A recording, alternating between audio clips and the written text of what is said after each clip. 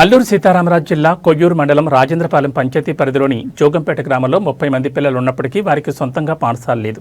దీంతో పిల్లల చదువులకు తీవ్ర ఇబ్బందులు పడుతున్నారని గ్రామ ప్రజలు ఆవేదన వ్యక్తం చేస్తున్నారు. గ్రామ పెద్ద గెమ్మెలి కామేశ్వరరావు మాట్లాడుతూ జోగంపేట గ్రామానికి దగ్గరలో ఉన్న సోలపు గ్రామంలో పాఠశాల ఉంది, కానీ అది సుమారు 3 కిలోమీటర్ల దూరంలో ఉంది. ప్రతిరోజు పిల్లలను అంత దూరం తీసుకెళ్లి రావడం తల్లిదండ్రులకు చాలా కష్టంగా మారిందని ఆయన తెలిపారు. అందువల్ల జోగంపేటలోని ఒక పాఠశాలను ఏర్పాటు చేయాలని ఆయన ప్రభుత్వాన్ని కోరారు.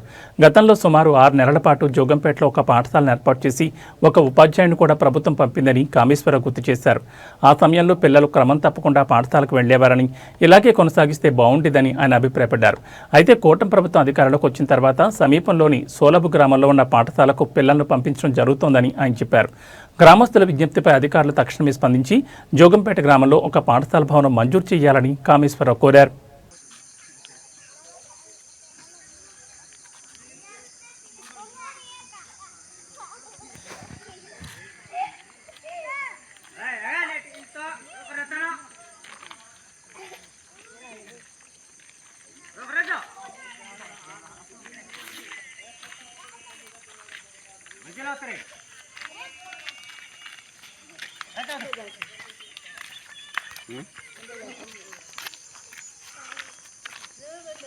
ధన్యవాదాలు. ఇక్కడ సోలపూర్ జోగంపేట అండి గ్రామము, మా గ్రామము అల్లూరు సీతారామరాజు జిల్లా కొయ్యూరు మండలము.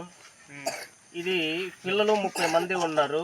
ఈ 30 మంది పిల్లలకి గ్రామంలోని స్కూల్ 6 నెలలు రన్నింగ్ చేయడం అనేది జరిగింది.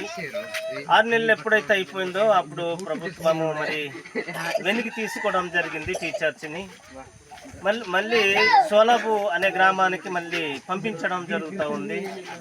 రాకపోకలు చాలా ఇబ్బంది పడవలసి వస్తుంది. మరి ఉదయం తీసుకెళ్ళడం, సాయంత్రం తీసుకురావడం అంటే ఈ పనుల కాలంలో చాలా ఇబ్బంది పడవలసి వస్తుంది.